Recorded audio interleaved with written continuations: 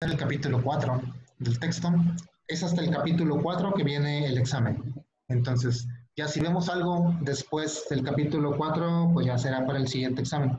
Pero el primer parcial vienen los primeros 4 capítulos, más la lectura que les había encargado del libro de Paul de Cruyff, más las exposiciones que ustedes van a dar.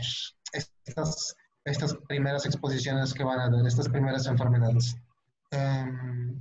Y bueno, pues hemos estado comentando, bueno, ponemos a lo mismo, lo repetitivo, la presentación del antígeno, estamos en inmunidad adaptativa y ahora pues estamos refiriéndonos a cómo es que el linfocito B y el linfocito T reconocen a esa sustancia que se les está presentando. Ya comentábamos anteriormente que la célula presentadora de antígenos expresa complejo principal de histocompatibilidad, comentamos cómo es este procesamiento de antígenos, platicamos del endosoma, platicamos del proteosoma, platicamos de estas proteínas que se van a sintetizar en el retículo endoplásmico y cómo mediante distintos procesos de migración, pues queda expuesto la molécula del complejo principal de histocompatibilidad. Y esto lo va a reconocer el linfocito. Por su parte, ¿qué es lo que hace el linfocito? Pues bueno, también está expresando unos receptores. Tenemos dos tipos clásicos de receptores, porque tenemos dos tipos clásicos de linfocitos, el linfocito T y el linfocito B, pues entonces tendremos el receptor del linfocito T y el receptor del linfocito B. Así de sencillo. El receptor del linfocito T lo llamamos TCR, que no es más que la abreviatura de receptor de célula T.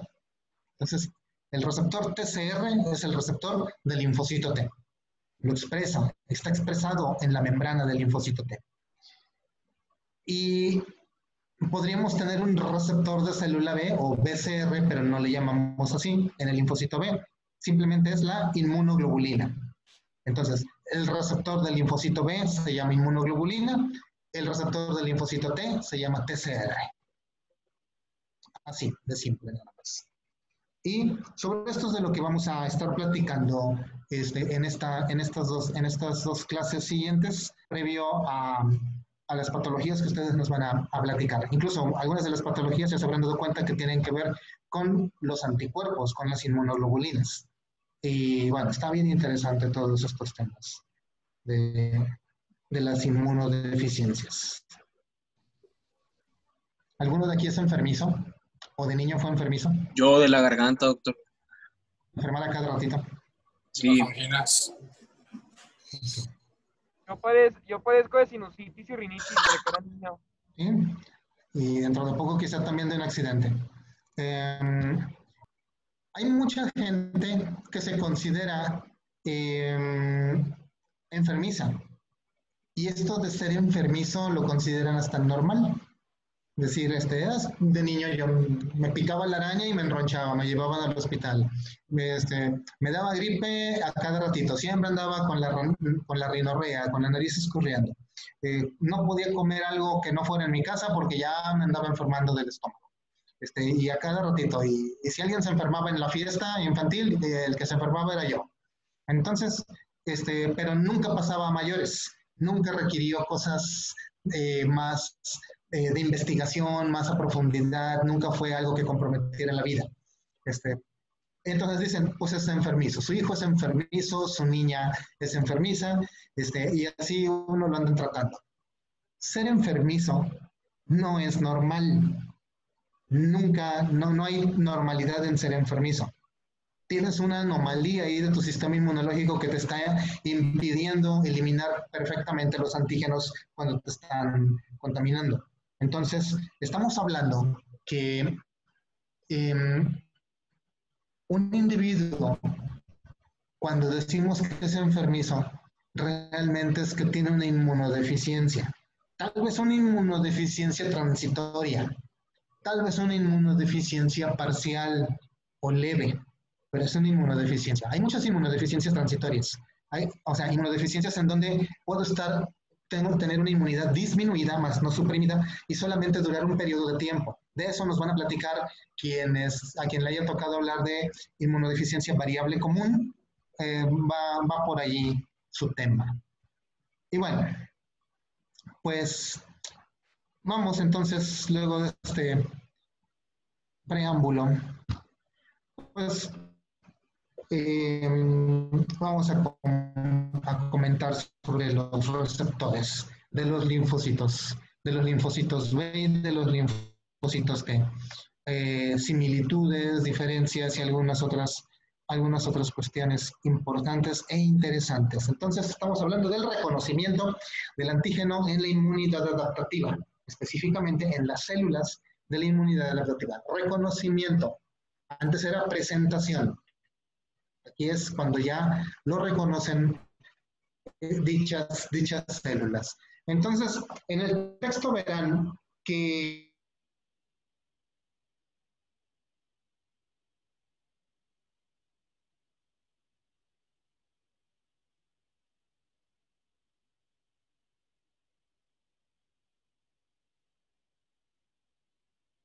inmunoglobulinas están en los mismos sitios y no todas hacen las mismas cosas. Aquí de manera general nada más nos están especificando cómo sería esquemáticamente estos receptores. Al final de cuentas están en la célula, en el linfocito. Lo que vemos en la fila superior, en la primera fila, en la segunda y tercera columna, es un esquema muy sencillo de una célula. Lo que vemos allí son receptores que están anclados a sus células. Ahí vemos claramente la membrana bilipídica y cómo en rosa, donde dice anticuerpo, entre paréntesis inmunoglobulina, lo que está allí presente precisamente es una inmunoglobulina de membrana, o sea, una inmunoglobulina que está anclada al linfocito B. Entonces, esa inmunoglobulina está en el linfocito B porque ya dijimos que los linfocitos B son los únicos que producen inmunoglobulinas.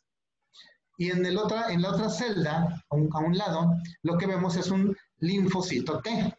Y sabemos que es un linfocito T porque ahí nos están especificando en rojo un receptor de célula T, un TCR. Y el TCR está recibiendo al complejo principal de histocompatibilidad que lleva el antígeno, ahí en verde.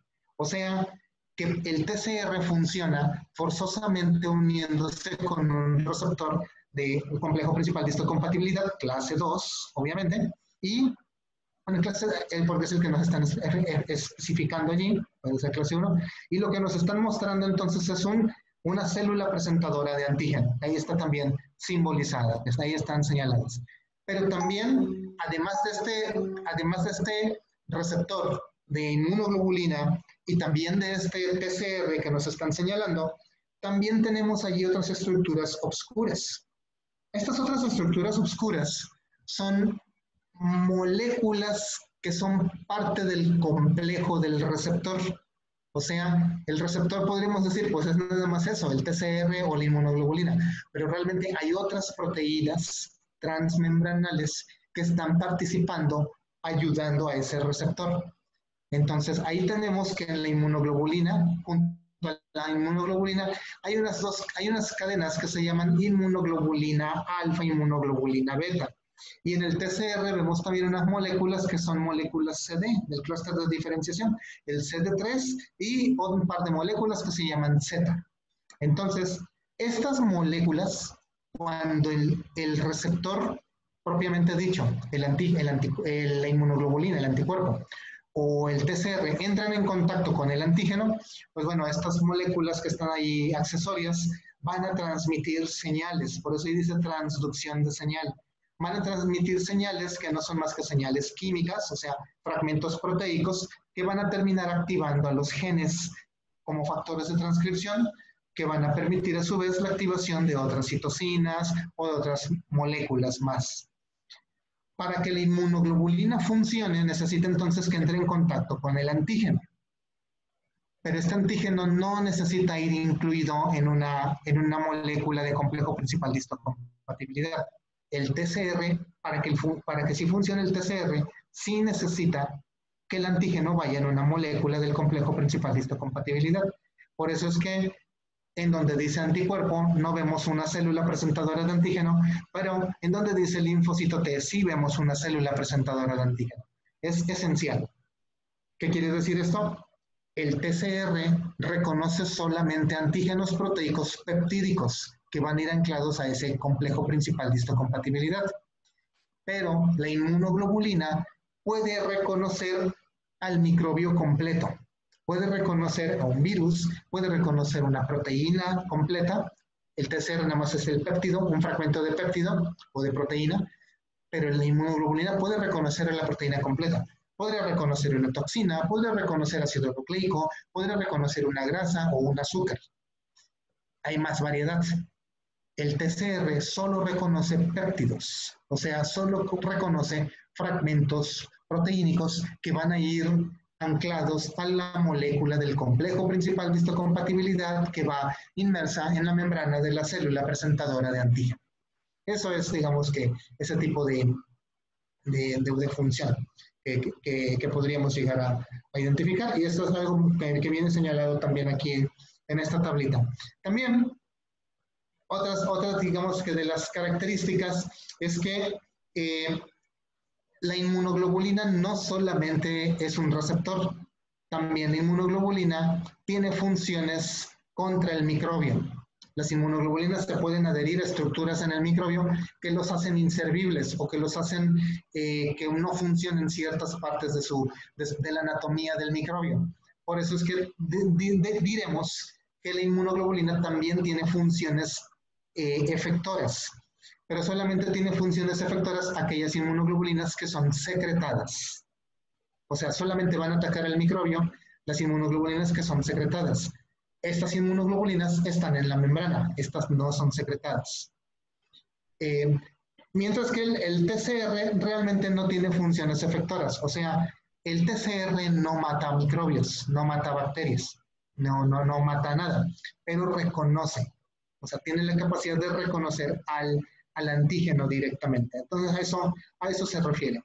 Ahí se mencionan también, bueno, las proteínas que comentábamos directamente, y bueno, pues prácticamente a esto se refiere. Ahora, tanto los TCR, los receptores de células T, como las inmunoglobulinas tienen una gran cantidad de antígenos que pueden reconocer.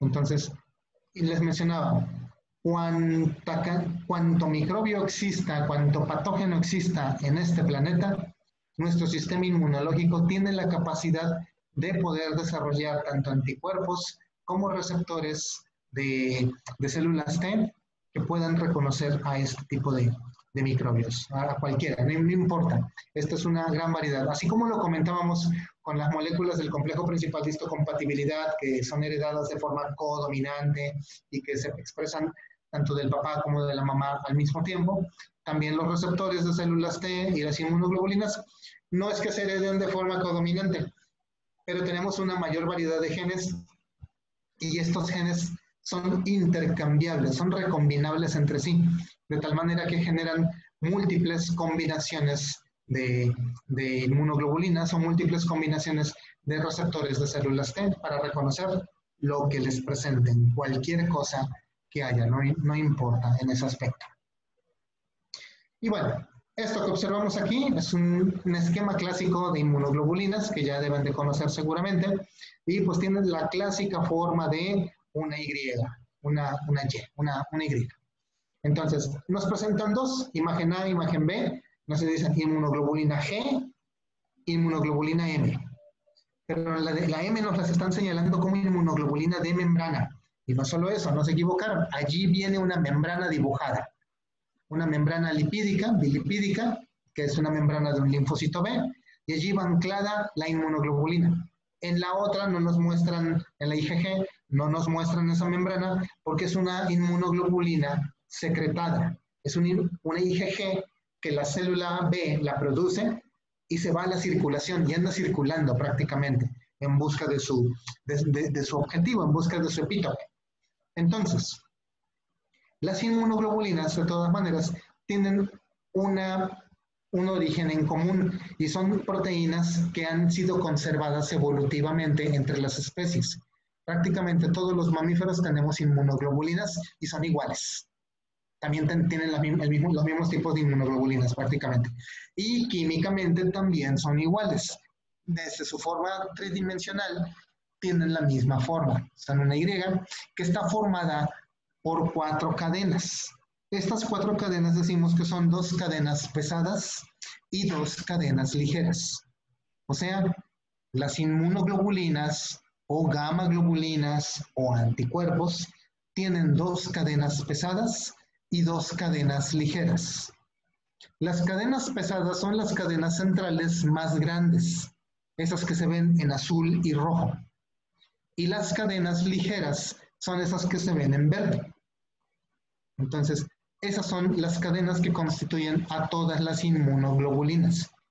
Algunas veces las inmunoglobulinas se unen entre sí con inmunoglobulinas de su misma especie para formar complejos de inmunoglobulinas más grandes. Entonces podemos tener que 2 inmunoglobulinas A se unen entre sí o bien que hasta 5 inmunoglobulinas M se unan entre sí. La inmunoglobulina M tiene una versión que es secretada y hay una versión que es de membrana. La inmunoglobulina M, que es de membrana, es de esta forma, nada más es una única estructura. La inmunoglobulina M, que es secretada, son 5 estructuras. Decimos que es pentamérica o que tiene 5 miembros que forman prácticamente como una estrella, un pentágono, y eso es directamente una inmunoglobulina secretada tipo M. La inmunoglobulina G nada más tiene una forma directamente en cuanto a su estructura. La inmunoglobulina A tiene 2 formas. Hay varias cadenas ligeras y cadenas pesadas de las inmunoglobulinas. Incluso las cadenas pesadas las solemos denominar con letras griegas. La cadena pesada se puede denominar como cadena alfa en algunos casos, o hay una cadena que será la cadena delta, o hay una cadena que será la cadena gamma, o hay una cadena que será la cadena epsilon también, o la cadena mi, que a veces hay quienes, mi es la letra M griega, hay muchos que les gusta pronunciarla como mu, pero es mi. Entonces, estas 5 cadenas pesadas que acabo de señalar son las que otorgan el nombre a las inmunoglobulinas. La inmunoglobulina A se llama así porque lleva cadena pesada alfa. La inmunoglobulina G se llama así porque lleva cadena pesada gamma. O la inmunoglobulina D pues lleva una cadena pesada delta. O la inmunoglobulina M lleva una cadena pesada mi. ¿Sí? O la inmunoglobulina que lleva la cadena pesada epsilon pues es la inmunoglobulina E. Entonces, las inmunoglobulinas reciben su nombre por la cadena pesada que las constituye. Hay 5 cadenas pesadas diferentes. Algunas tienen subespecies. El hecho de que haya 2 tipos de inmunoglobulina A nos habla de que hay una cadena pesada alfa 1 y una alfa 2. El hecho de que tengamos, bueno, la inmunoglobulina G nada más hay una sola forma directamente, siempre es monomérica, pero hay 4 variantes de cadena gamma. Es gamma 1, gamma 2, gamma 3 y gamma 4, lo que da origen a que haya 4 tipos de inmunoglobulina G, G1, G2, G3 y G4.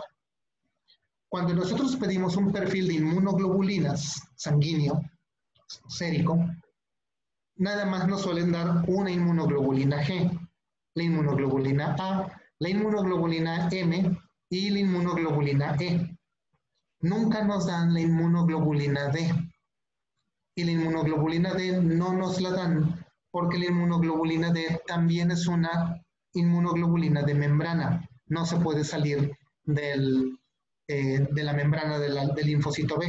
La inmunoglobulina M también estamos diciendo que es de membrana, pero hay 2 formas.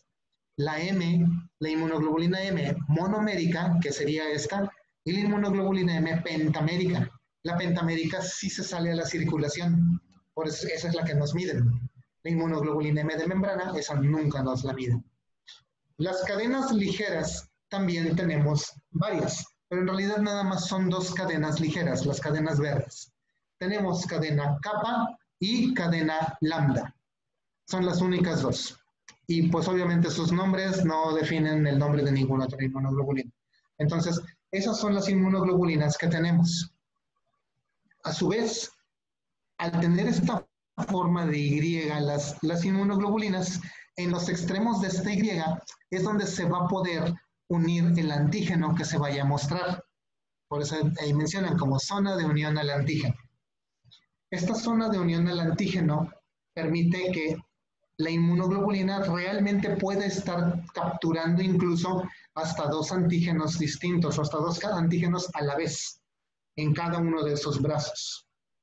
Entonces, eso es, digamos que un plus que puede tener una inmunoglobulina. Y esos antígenos, pues bueno, pues ocasionarán la reacción que va a originar la presentación del antígeno al linfocito B.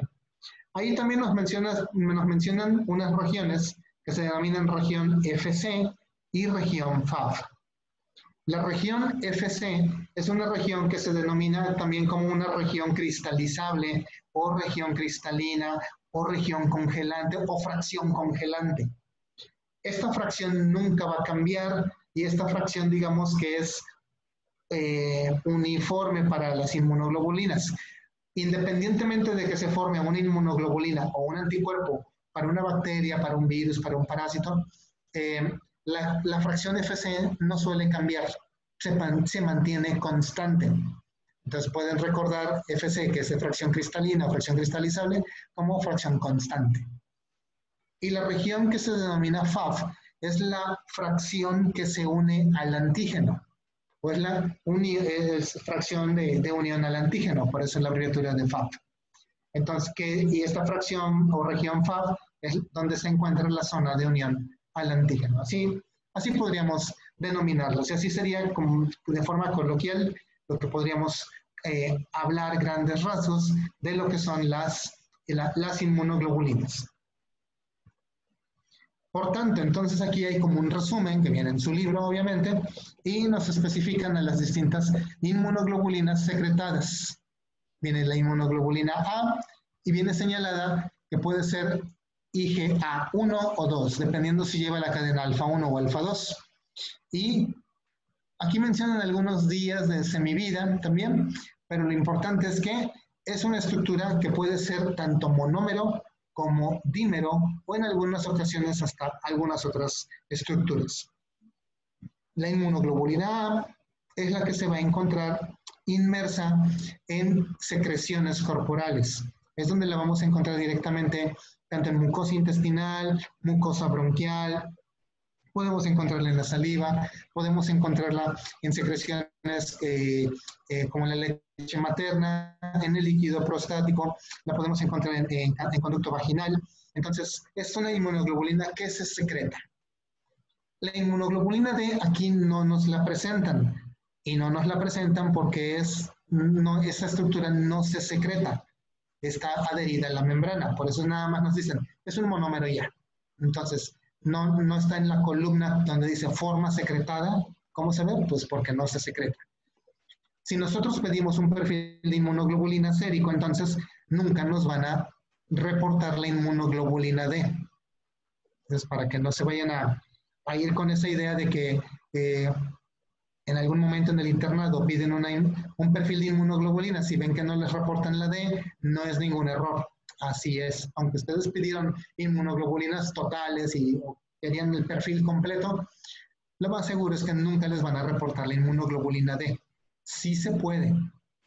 Hay tecnologías para destruir al linfocito y extraerle la inmunoglobulina D y también me la reportan, si fuera necesario. Pero realmente incrementa los costos y no tiene una utilidad directa para nuestros análisis, salvo que estemos pensando en una enfermedad genética, en donde veamos mermada la concentración de inmunoglobulina D o algo por el estilo, pues bueno, ahí sí, pero ya estamos hablando de cosas más profundas, no de la generalidad. Entonces, lo común es que nunca nos reportan la inmunoglobulina D. La inmunoglobulina E, aquella que tiene la cadena epsilon, pues también es monomérica, ya. Ustedes recordarán que se suele elevar cuando hay procesos alérgicos de hipersensibilidad o también cuando tenemos parasitosis. Uno de los marcadores clásicos. La inmunoglobulina G, pues hay varias variantes, de la G1 hasta la G4, por la que hay cadenas gamma 1 hasta la gamma 4, y también tiene una forma monomérica en todos los casos. La inmunoglobulina G participa activamente en los procesos infecciosos, al igual que la M. Nada más que la inmunoglobulina G participa también en la activación del complemento y en el marcaje de bacterias o de microbios participa la IgG y la IgM, pero en la activación del complemento participan mucho la inmunoglobulina G. Prácticamente hay una ruta de la cascada del complemento que se activa con puras inmunoglobulinas y pueden usar cualquiera, pero la G es casi la clásica, aunque no exclusiva. Entonces, y también la inmunoglobulina G es esta que se va a transmitir como anticuerpos de memoria maternos a través del cordón, a través del cordón umbilical, hacia el bebé, y también forma los anticuerpos de memoria. Luego de que nos enfermamos, algunos linfocitos comienzan a producir la misma variante de anticuerpo, nada más que en su versión de IgG, para que se mantenga por aquello de las dudas que pueda regresar la enfermedad. Y la inmunoglobulina M, que bueno, pues es una variante, una inmunoglobulina pentamérica. Si dijimos que en cada una de las estructuras de la Y se pueden anclar dos anticuerpos, dos antígenos, perdón, dos agentes nocivos, pues bueno, el hecho de que sea pentamérica hace que se puedan adherir hasta 10 estructuras.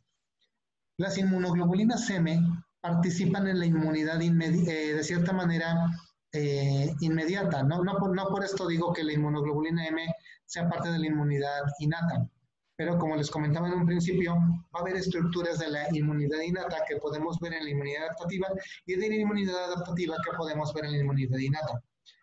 La IgM no es tan específica de algún microbio, la andamos produciendo todo el tiempo y entonces sirve para que se peguen de forma genérica distintos anticuerpos, distintos antígenos, perdón, que puedan ser nocivos, y por eso es que tenemos una estructura así tan grande. Entonces, de manera general, estas son las inmunoglobulinas. No les sugiero que se quieran memorizar las concentraciones plasmáticas, porque aquí en la tabla son genéricas. Otra, las inmunoglobulinas se miden dependiendo de la edad. Las inmunoglobulinas van cambiando conforme la edad del individuo.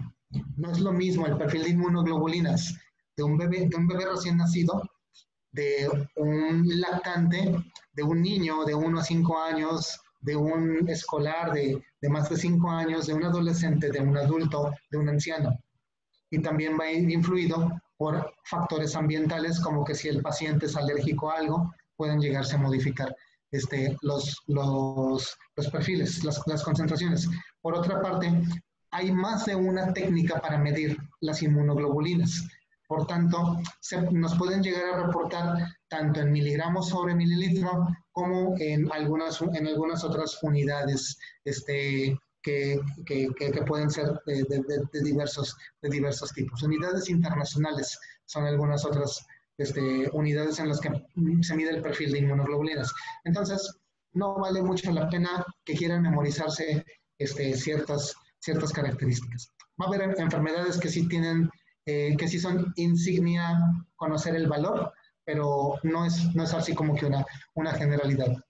Se ahorran tiempo queriendo memorizar este tipo de datos. Ahora, el hecho de que se produzcan inmunoglobulinas es siempre muy interesante. Y desde que se conocen las inmunoglobulinas, siempre es lo que hemos buscado para inmunizarnos o para protegernos de las enfermedades. Cuando platicábamos al principio del curso sobre el ejemplo de la viruela, en donde la gente buscaba enfermarse transmitiéndose las costritas o el polvo de costra de viruela entre las personas para generar una versión más ligera de la enfermedad, pues bueno, se ha pensado hacerlo en todas las enfermedades. Y en muchas se logran. Cuando hablamos, por ejemplo, creo que también comentamos del ejemplo de la rabia, que cuando no tienes anticuerpos contra la rabia, pues bueno, se pueden administrar una inmunoglobulina antirrábica. Esta inmunoglobulina antirrábica, pues simplemente es anticuerpos contra la rabia que fueron generados en otro organismo, ya sea de otra persona o de algún animal, y se transmiten a la persona para que funcionen contra ese microbio.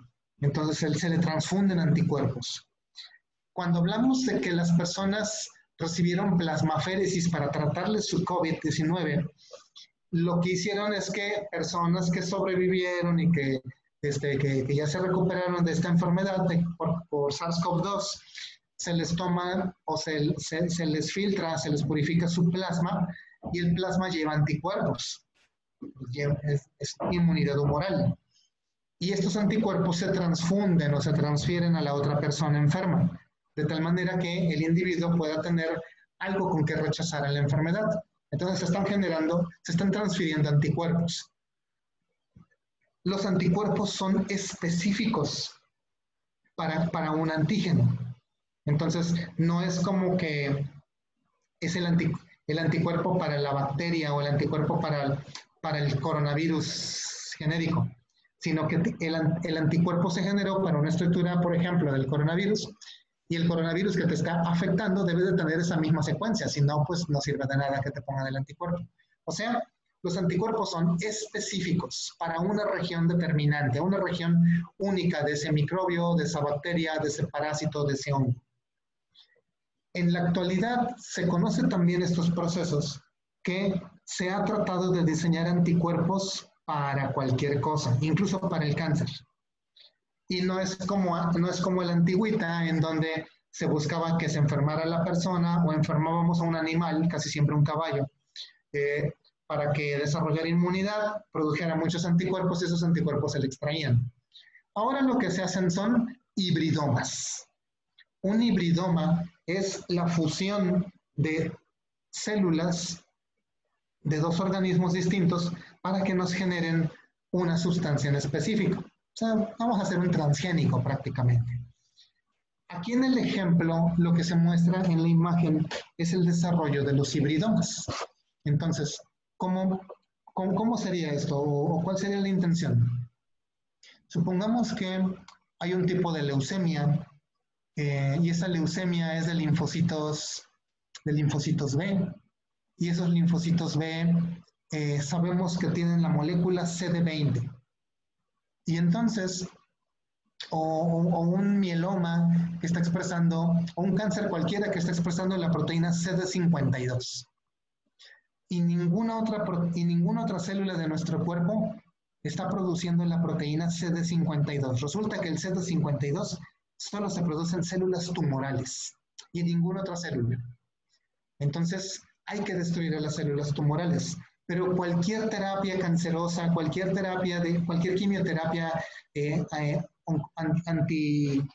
oncogénica, le pega a nuestras células cancerosas, pero también le pega a nuestras células normales. Qué bueno sería tener una molécula o tener un fármaco que solamente destruya, discriminando las células normales de las anormales, y solamente elimine o ayude a eliminar las células cancerosas, dejando todas las células normales. Eso estaría perfecto. Estamos hablando que podemos quitar un tumor sin dañar ninguna célula normal, ninguna célula sana.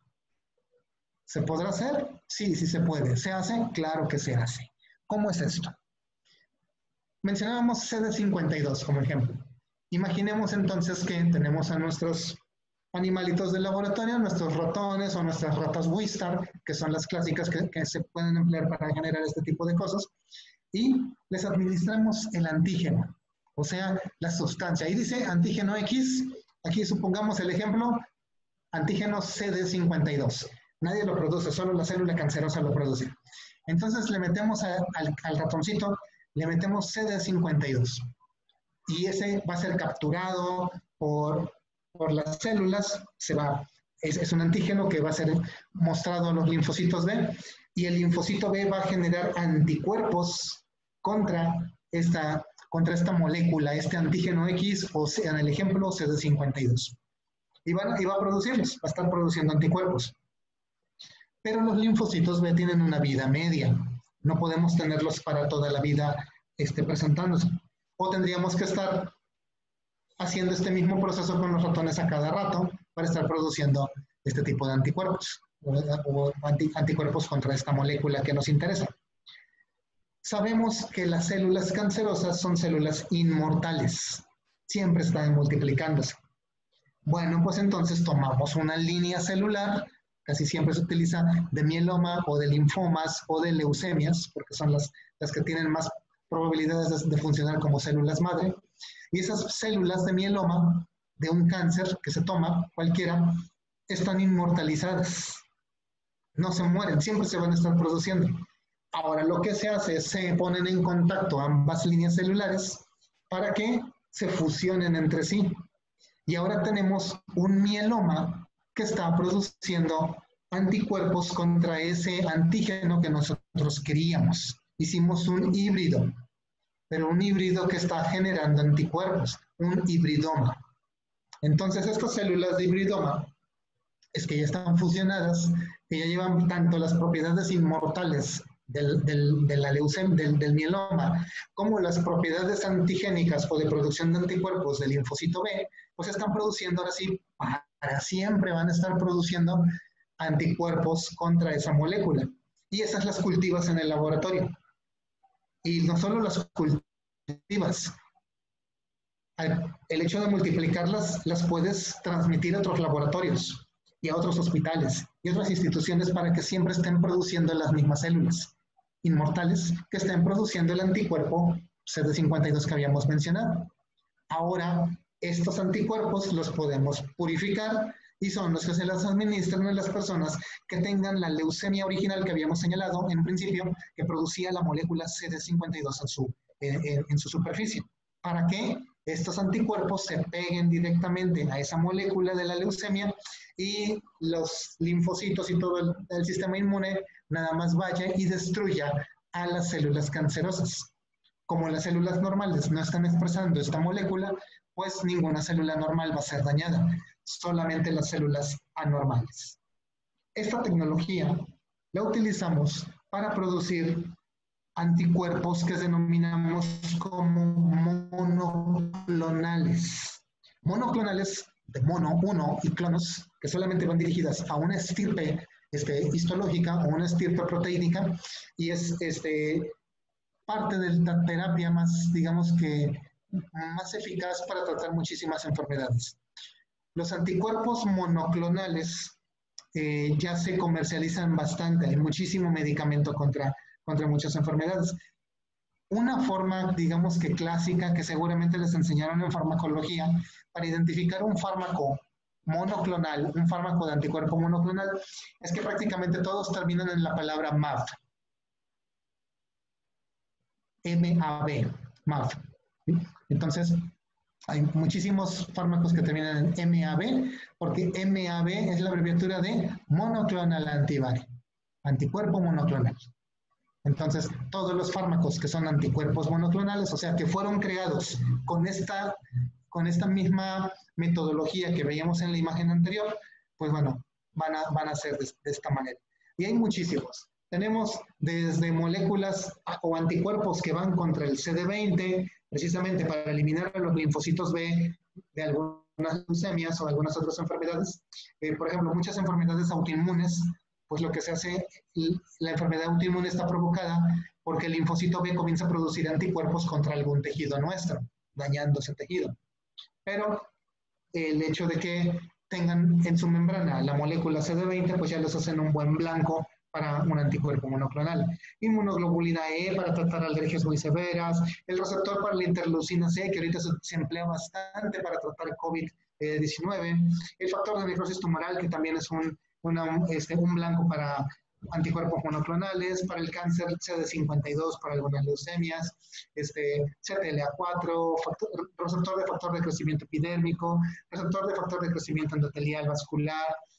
Hay muchos ejemplos, que simplemente aquí es una lista incompleta, es una lista que solamente trata de darnos a entender pues, la importancia de por qué se generan los anticuerpos monoclonales.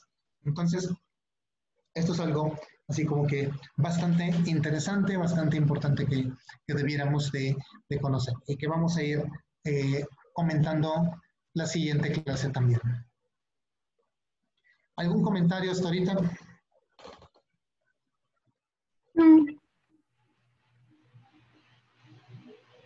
No.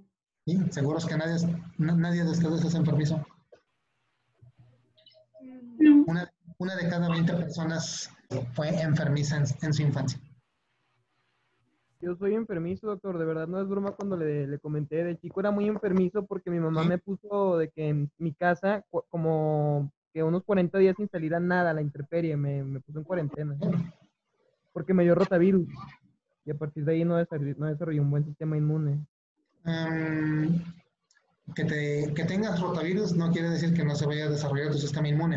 El sistema inmune se desarrolla independientemente de si estás expuesto o no a algún patógeno. Seguramente todos hemos tenido rotavirus. El rotavirus es un virus ambiental que podemos tener todos y que vamos a desarrollar todos.